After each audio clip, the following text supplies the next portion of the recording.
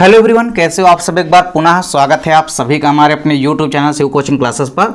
उम्मीद करते हैं आप सभी मस्त होंगे, बेहतर होंगे, आप सभी की पढ़ाई भी अच्छे से चल रही होगी।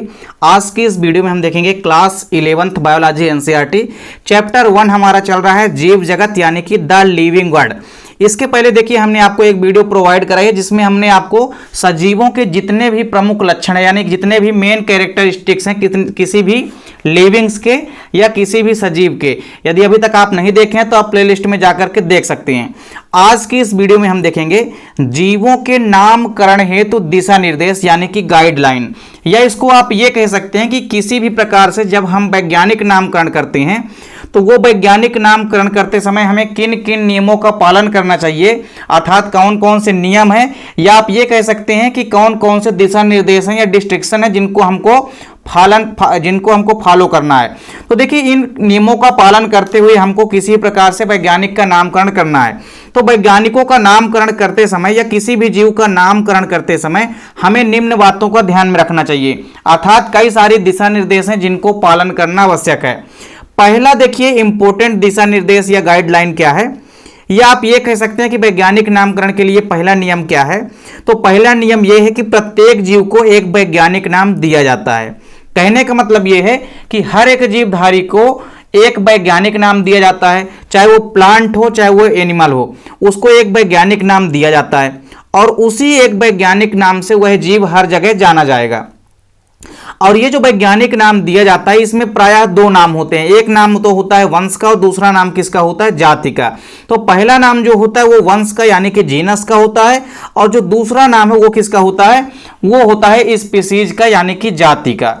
तो देखिए जीवों के नामकरण हेतु जो दिशा निर्देश है उसमें पहला पॉइंट तो यही है कि प्रत्येक जीव को एक वैज्ञानिक नाम दिया जाता है जो प्रजातीय एवं जातीय दो शब्दों का बना होता है। अर्थात कहने का मतलब यह है कि जो वंशागत नाम होता है और जातिगत नाम होता है।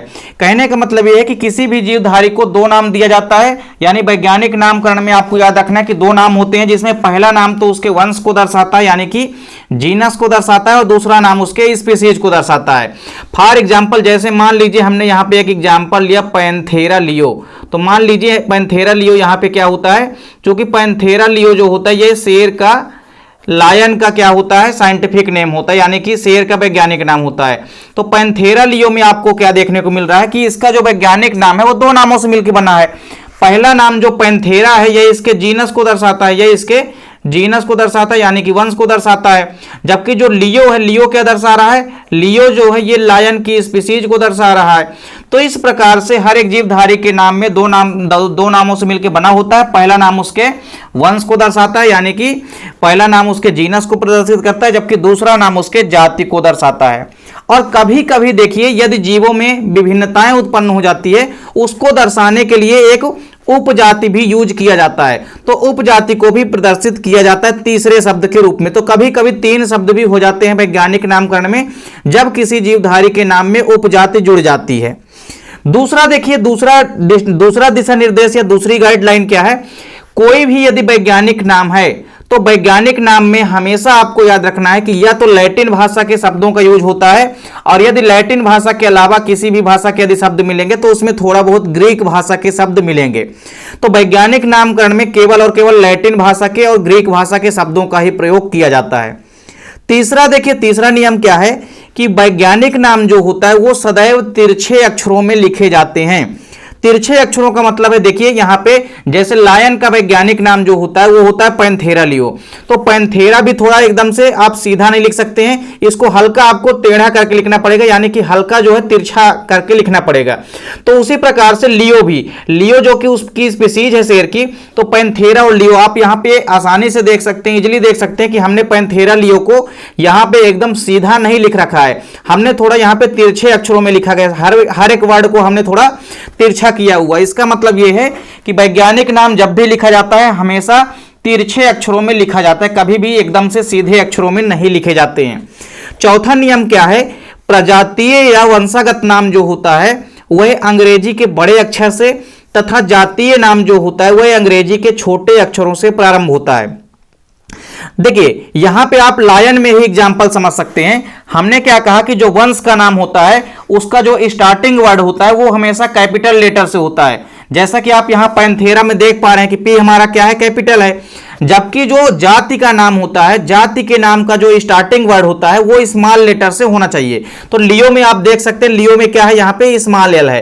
कहने का मतलब ये है कि यदि किसी वंश का नाम है, यानी कि प्रजातीय नाम है या वंशागत नाम है, तो उसको हम अंग्रेजी के बड़े अक्षर यानी कि कैपिटल लेटर से प्रारंभ करते हैं, जबकि यदि किसी भी प्रकार से जाति का नाम है या स्पीसीज का नाम है तो उसको अंग्रेजी के छोटे अक्षरों से शुरू किया जाता है। इसके बाद देखिए अगला नियम क्या है कि वैज्ञानिक नाम जो होता है वो संक्षिप्त यानी कि बहुत बड़ा नहीं होना चाहिए और साथ ही साथ उच्चारण में सरल होना चाहिए। बहुत ऐसा कठिन वर्डों का यूज नहीं करना है ताकि उसका उच्चारण करने में कठिन लगे। तो वैज्ञानिक नामकरण करते समय ये याद रखना है कि नाम जो है वैज्ञानिक नाम वो संक्षिप्त होना चाहिए और साथ ही साथ उच्चारण करने में भी सरल होना चाहिए। इसके बाद देखिए अगला नियम क्या है कि वंशागत या प्रजातीय नाम जो होता है वो हमेशा जातिगत नाम के पहले लिखा जाता है। देखिए हर एक जीवधारी के नाम में दो नाम होते हैं, अर्थात वैज्ञानिक नाम जो होता है वह मुख्य रूप से दो नामों से ही मिलकर बना होता है। तो वंश का नाम जो होता है वो हमेशा पहले लिखा जाना चाहिए और जाति का नाम हमेशा बाद में लिखा जाता है। यही यहाँ पे बता रखा है कि वंशागत जो नाम है वो पहले लिखा जाता है, जबकि प्रजातीय नाम के बाद जो है जातिगत नाम लिखा जाता है, अर्थात वंश या प्रजाति के नाम के बाद फिर लिखा जाता है जाति का नाम यानी कि स्पीसीज का नाम। इसके बाद देखिए अगला इंपॉर्टेंट पॉइंट क्या है कि जो वनस्पतिक नाम है या जंतु नामकरण है, दोनों में बस ये डिफरेंस रखना है कि वनस्पतिक नामकरण और जंतु नामकरण में किसी भी प्रकार से भिन्नता जो है होनी चाहिए। अर्थात कहने का मतलब यह है कि वनस्पतिक नामकरण और जंतु नामकरण दोनों नामकरण एक समान नहीं होने चाहिए। कहने का मतलब यह है कि मान लीजिए किसी पौधे का वैज्ञानिक नाम हो गया मूसा सेपियंस, तो अब किसी जंतु का नाम भी मूसा सेपियंस नहीं हो सकता है। कहने का मतलब यह है कि यदि किसी भी पौधे का और किसी भी जंतु का यदि वैज्ञानिक नामकरण आपस में एक समान मिल जाता है तो वह मान्य नहीं माना जाएगा। अर्थात कहने का मतलब यह है कि वनस्पतिक नामकरण जो है वह जंतु नामकरण से पूर्णतया भिन्न होना चाहिए, दोनों नाम आपस में मिलने नहीं चाहिए।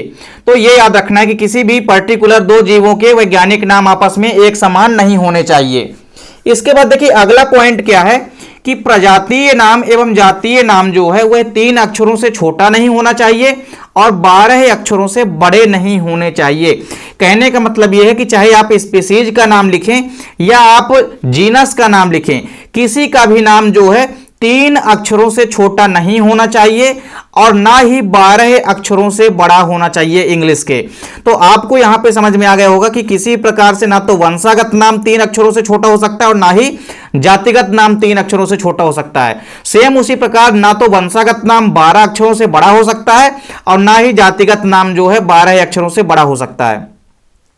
तो आपने यहां पे क्या देखा कि प्रजातीय नाम या वंशागत नाम जो होते हैं या कि जातिगत नाम जो होते हैं ये 3 अक्षरों से छोटे और 12 अक्षरों से बड़े नहीं हो सकते हैं।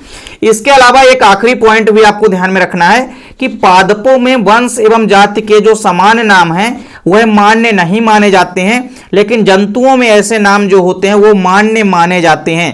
कहने का मतलब ये है कि यदि किसी पौधे में यदि हम बात करें तो किसी भी पौधे का यदि वैज्ञानिक नाम क्या है, मान लीजिए कुछ भी है, लेकिन वैज्ञानिक नामकरण में यदि वंश का नाम भी वही है और जीन और स्पीसीज का नाम भी वही है, यानी आपको वंश का नाम और जाति का नाम जो है एक समान जो यदि है तो वो मान्य नहीं माना जाएगा। तो पौधों में यदि वंश का नाम और जाति का नाम दोनों का नाम यदि एक समान है तो वो मान्य किसी भी प्रकार से नहीं माना जाता है। लेकिन यदि यही अप्लाई किया जाए एनिमल्स के ऊपर तो एनिमल्स में यदि वंश का नाम और जाति का नाम यदि एक समान है तो वो मान्य माना जाता है। हमने यहाँ पे एग्जाम्पल भी 1-2 ठो करा रखे हैं आपको। देखिए सबसे पहले यदि हम देखते हैं जो किंग कोबरा होता है, कोबरा सांप का आप देखेंगे जो वैज्ञानिक नाम होता है वो होता है नाजा नाजा। तो नाजा में आप देख पा रहे हैं नाजा जो है वंश का नाम भी है और एक बार नाजा जो है इसकी स्पीसीज भी है। तो नाजा यहाँ पे इसका जीनस भी है और नाजा इसकी क्या है यहाँ पे स्पीसीज भी है। सेम उसी प्रकार रैट यानी कि चूहे का यदि आप देखेंगे वैज्ञानिक नाम तो होता है रेटस। तो रेटस में आप देख रहे हैं कि रेटस इसका जीनस भी है और रेटस इसका क्या है स्पीसीज भी है। अर्थात कहने का मतलब यह है कि जंतुओं में इस प्रकार के नाम जो है मान्य माने जाएंगे। यदि वंश का नाम भी और जंतु का नाम भी यदि एक ही जैसे है तो दोनों नाम जो है मान्य माने जाएंगे, जबकि पादपों में यह प्रक्रिया मान्य नहीं मानी जाएगी। तो कुल मिलाकर के यहाँ पे देखिए जीवों के नामकरण संबंधी जितने भी दिशा निर्देश या जितने भी नियम हैं, उम्मीद करता हूं कि ये सभी के सभी दिशा निर्देश या गाइडलाइन आपको समझ में आ गई होंगी। मिलते हैं नेक्स्ट वीडियो में, तब तक के लिए जय हिंद, वंदे मातरम।